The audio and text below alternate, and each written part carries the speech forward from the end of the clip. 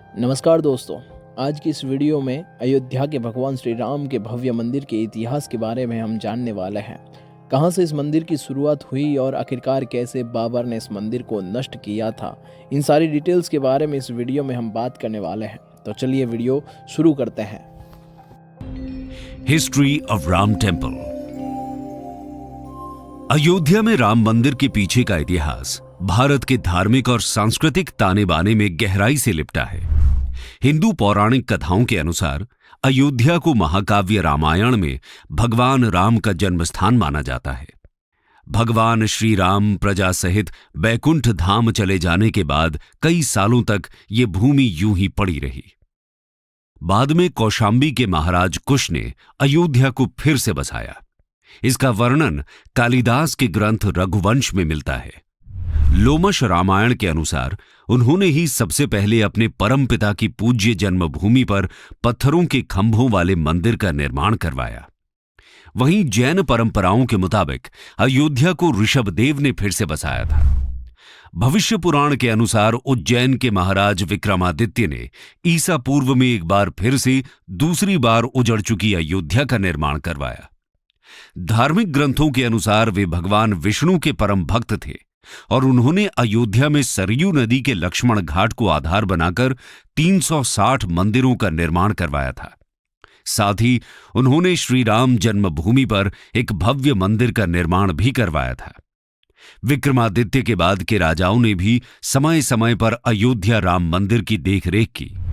उन्हीं राजाओं में से एक शुंग वंश के प्रथम शासक पुष्यमित्र शुंग ने भी अपने समय पर अयोध्या राम मंदिर का रेनोवेशन करवाया था।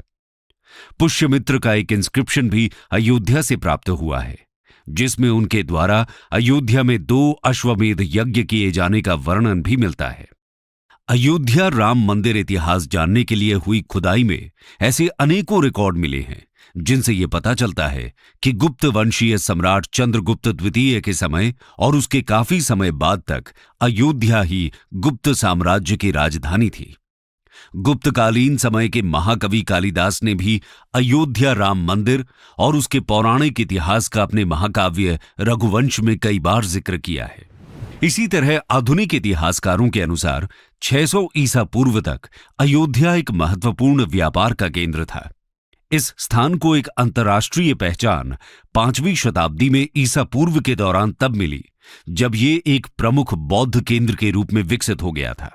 तब इसका नाम साकेत था, जो अयोध्या राम जन्मभूमि का एक पौराणिक नाम भी है। चीनी भिक्षु फाहियान ने भी यहां अयोध्या राम मंदिर के साथ कई बौद्ध मठों के होने का वर्णन किया है। यहां पर 7वीं शताब्दी में चीनी यात्री हायोनसांग भी आया था। उसके अनुसार यहां पर 20 बौद्ध मंदिर उपस्थित थे, जहां 3000 भिक्षु रहते थे, और यहां पर हिंदुओं का एक प्रमुख और अति भव्य अयोध्या राम मंदिर भी था, जहां पर रोज हजारों की संख्या में लोग दर्शन करने के लिए आते थे। इसके बाद प्राप्त साक्ष्यों के अनुसार ईसा की 11वीं शताब्दी में कन्नौज के राजा जयचंद का शासन आया, तो उसने अयोध्या राम मंदिर पर से सम्राट विक्रमादित्य के प्रशस्ति शिलालेखों को उखाड़कर उन पर अपना नाम लिखवा दिया था। पानीपत के युद्ध के बाद जयचंद का भी अंत हो गया। इसके बाद भारतवर्ष पर फॉरेन इन्वेडर्स का अटैक बढ़ गया। इन इन्वेडर्स ने काशी, मथुरा के साथ ही अयोध्या राम मंदिर में भी लूटपाट की और पुजारियों की हत्या कर मूर्तियों को तोड़ने का क्रम जारी रखा। लेकिन ऐसे कई आक्रमणों को झेलने के बाद भी अयोध्या राम मंदिर अपनी भव्यता के साथ 14वीं शताब्दी तक किसी प्रकार बचा रहा।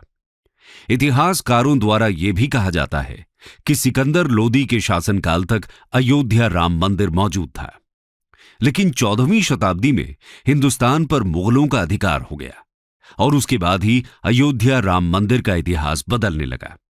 मुगलों द्वारा अयोध्या नगरी को नष्ट करने के लिए कई अभियान चलाए गए और आखिरकार 1528-29 में इस भव्य अयोध्या राम मंदिर को तोड़ दिया गया और उसकी जगह मुगल बादशाह बाबर के सिपहसालार मीर बाकी ने विवादित जगह पर एक मस्जिद नुमा ढांचे का निर्माण कराया।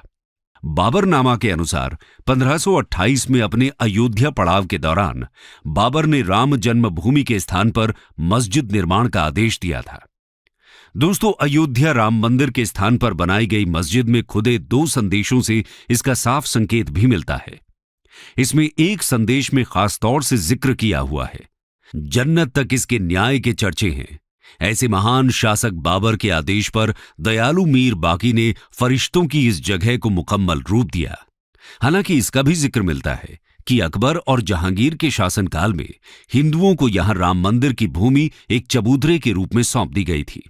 वहीं European Jesuit missionary Joseph Tieffenthaler के अकाउंट डिस्क्रिप्शन इंडी के अनुसार इस समय तक भी इसी चबूतरे के रूप में राम मंदिर के कुछ अवशेष बाकी थे।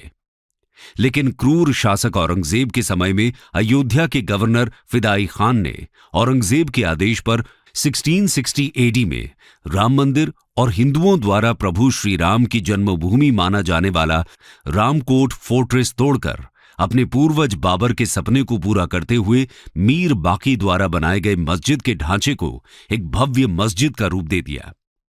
इसके बाद समय समय पर इस स्थान पर बार बार मंदिर निर्माण के लिए आंदोलन चलते रहे। हालांकि भगवान राम के कथित जन्म स्थान पर इसके निर्माण की विवादित स्थिति ने लंबे समय तक धार्मिक और सांस्कृतिक संघर्ष पैदा किया।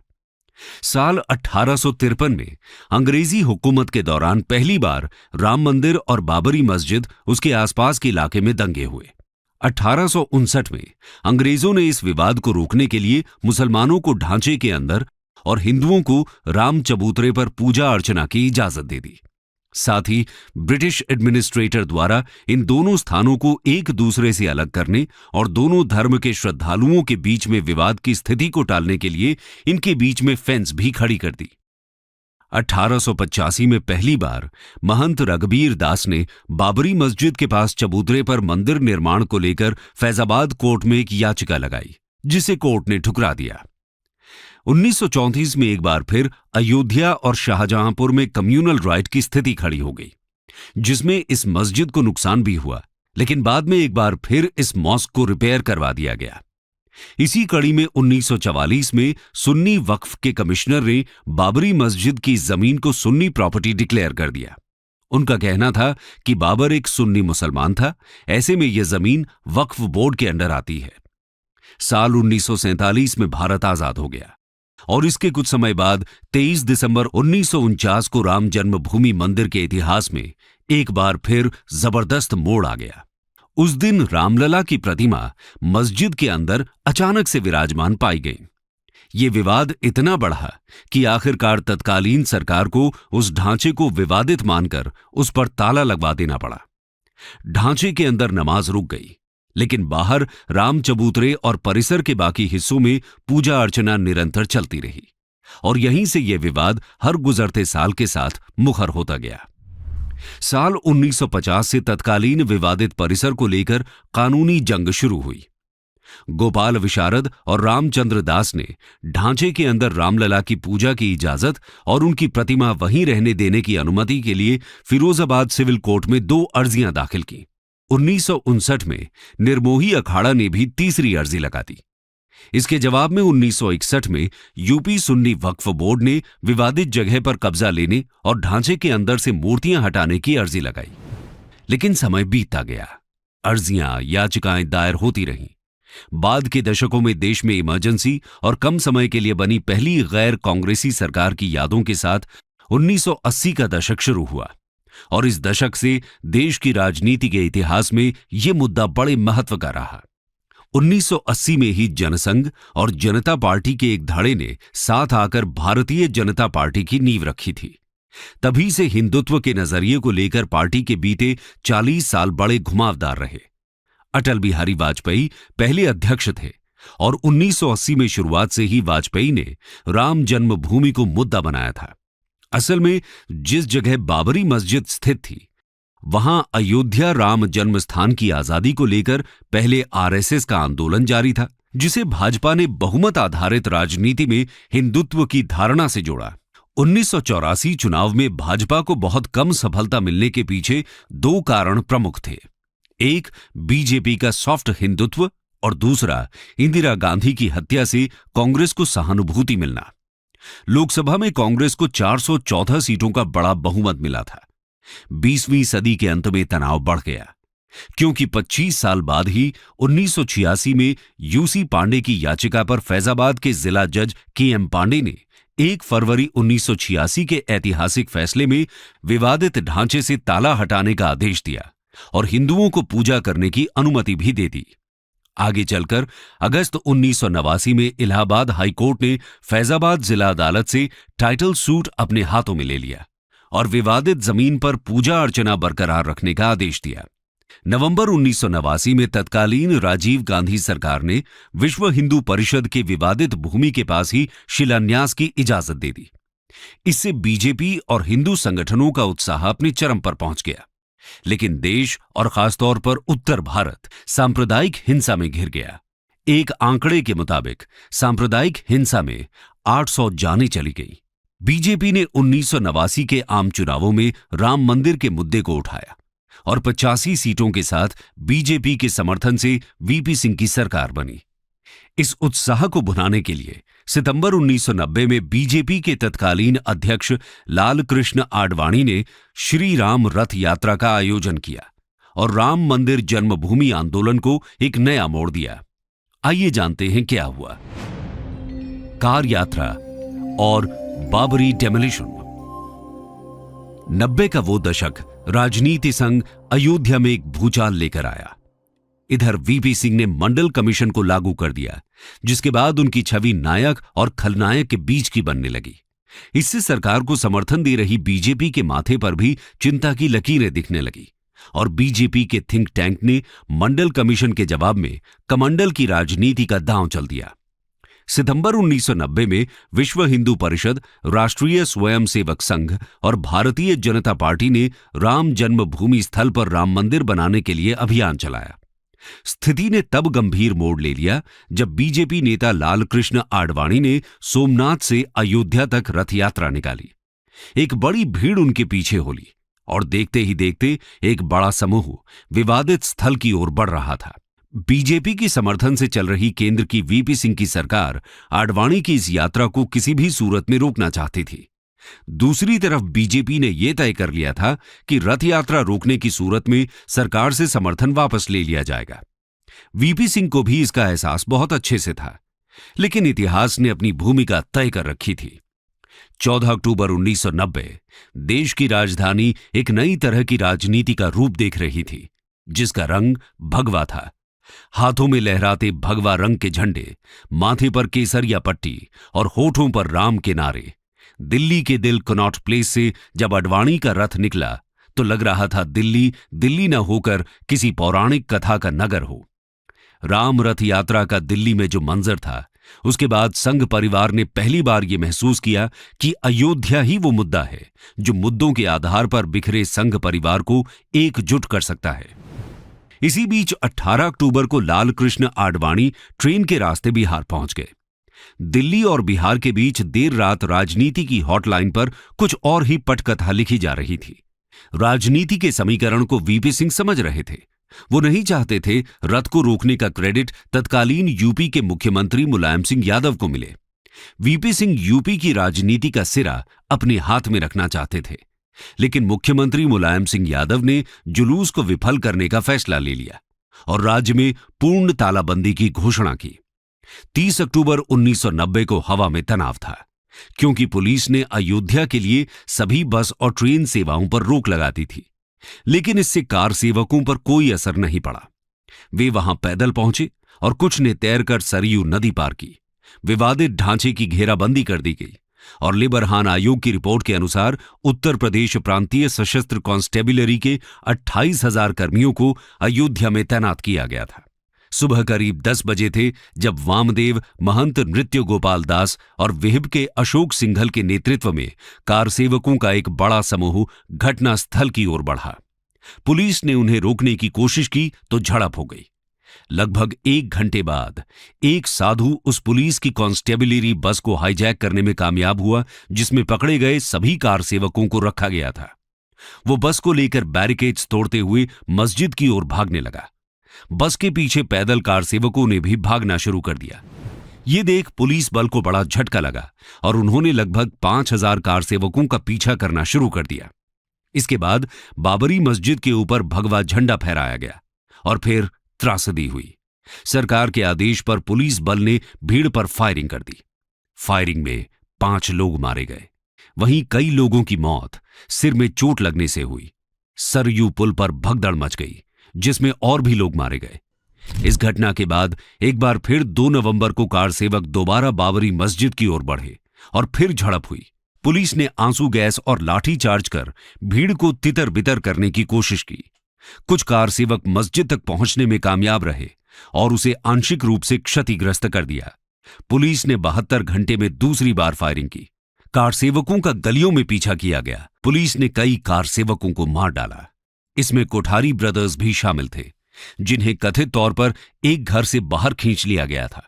बाद में मुलायम सिंह यादव ने गोलीबारी के आदेश को दर्दनाक लेकिन आवश्यक बताया, क्योंकि उच्च न्यायालय ने फैसला आने तक शांति, कानून और व्यवस्था बनाए रखने का आदेश दिया था। इसी बीच राजनीति का दांव फिर पलटा और केंद्र के साथ साथ उत्तर प्रदेश की सरकार भी बदल गई। केंद्र में पीवी नरसिम्हा राव की सरकार बनी। यूपी में मुलायम सिंह चुनाव हार गए और कल्याण सिंह की सरकार बनी। मामला दिन ब दिन बिगड़ता गया। बहुत सारी बैठकें हुई, वाद विवाद हुए, लेकिन किसी मीटिंग, किसी बात का कोई हल नहीं निकला। 5 दिसंबर तक अयोध्या में सियासत के साथ धर्म का रंगमंच एक बार फिर सज गया। सभी को अगली सुबह का इंतजार था। 6 दिसंबर 1992 को एक महत्वपूर्ण मोड़ आया, जब आरएसएस और उसके सहयोगियों ने विवादित स्थल पर 1,50,000 वीएचपी और बीजेपी कार सेवकों की एक रैली आयोजन किया। भीड़ के बेचैन होने पर आडवाणी, मुरली मनोहर जोशी और उमा भारती जैसे नेताओं ने भाषण दिए। लगभग दोपहर के समय एक युवक घेराबंदी को पार करने में कामयाब रहा, बाबरी मस्जिद पर चढ़ गया और भगवा झंडा लहराया। इसे भीड़ द्वारा एक संकेत के रूप में देखा गया, जिसने फिर बाबरी मस्जिद पर धावा बोल दिया। बाबरी मस्जिद की सुरक्षा के लिए लगाए गए पुलिस घेरे की संख्या बहुत अधिक थी, लेकिन बेकाबू भीड़ की संख्या भी उनसे अधिक थी। भीड़ ने इमारत पर कुल्हाड़ियों और हथौड़ों से हमला किया। कुछ ही घंटों में मिट्टी और चौक से बने बाबरी मस्जिद को ध्वस्त कर दिया गया।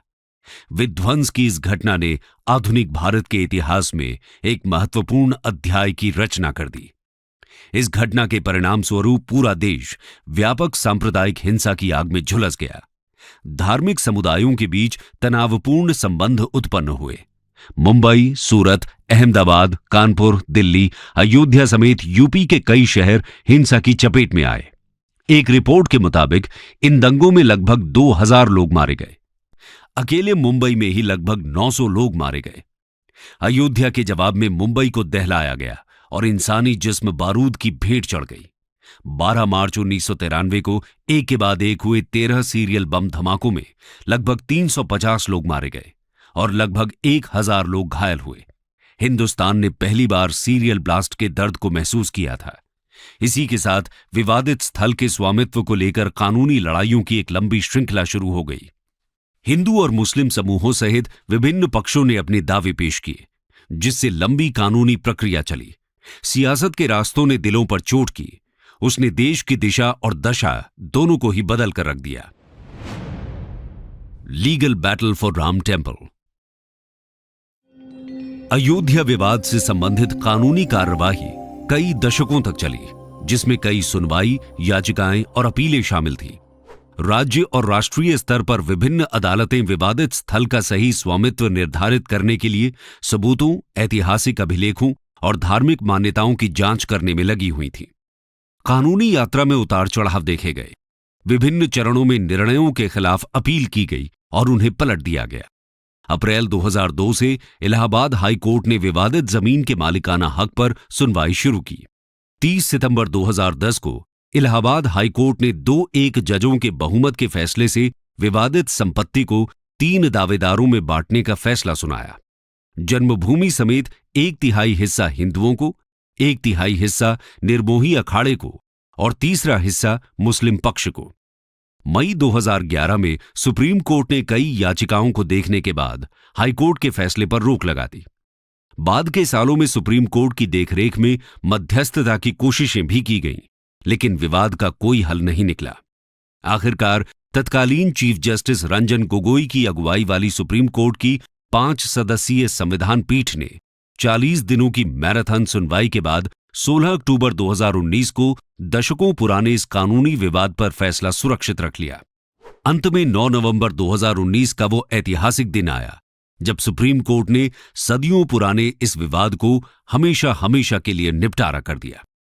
सर्वोच्च अदालत ने संपूर्ण विवादित परिसर पर भगवान रामलला का मालिकाना हक दे दिया और उनके भव्य मंदिर निर्माण के लिए केंद्र की नरेंद्र मोदी सरकार को 3 महीने के भीतर एक ट्रस्ट बनाने की जिम्मेदारी सौंप दी। अदालत ने सरकार को मुस्लिम पक्ष को भी मस्जिद बनाने के लिए अयोध्या में किसी महत्वपूर्ण स्थान पर 5 एकड़ जमीन देने का आदेश दिया और फिर शुरू हुआ राम मंदिर का भव्य निर्माण कार्य। राम मंदिर का निर्माण 5 अगस्त 2020 को आयोजित शुभ भूमि पूजन समारोह के साथ शुरू हुआ। इस कार्यक्रम ने मंदिर के निर्माण की औपचारिक शुरुआत को चिन्हित किया और इसमें विभिन्न धार्मिक नेताओं, राजनीतिक हस्तियों और गणमान्य व्यक्तियों ने भाग लिया।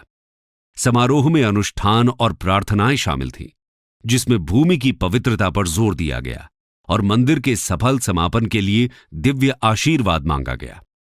राम मंदिर की आर्किटेक्चरल प्लान्स ट्रेडिशनल और मॉडर्न डिजाइन एलिमेंट्स के मिश्रण को दिखाती हैं।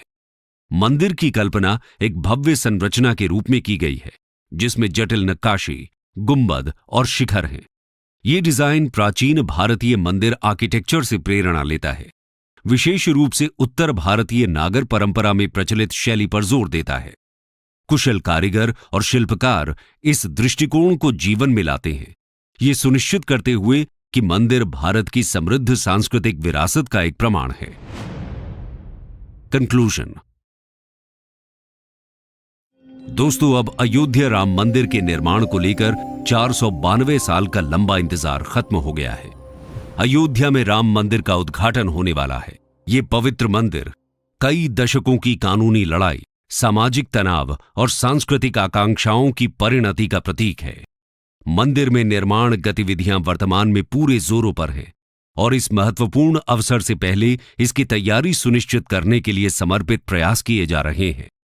राम मंदिर का निर्माण अपने अंतिम चरण में पहुंच गया है और स्थल पर भक्तों के स्वागत के लिए सावधानी पूर्वक तैयारी की जा रही है। देश के इतिहास में इस क्षण के महत्व को रेखांकित करते हुए प्रधानमंत्री नरेंद्र मोदी उद्घाटन समारोह में केंद्रीय भूमिका निभाने वाले हैं। इस क्षण को ऐतिहासिक बनाने के लिए समारोह में दुनिया भर से महान हस्तियां आने वाली हैं। उम्मीद है आप लोग भी इस क्षण का बेसब्री से इंतजार कर रहे थे। दोस्तों, इसी के साथ हम अपने इस डिस्कशन को यहीं समाप्त करते हैं।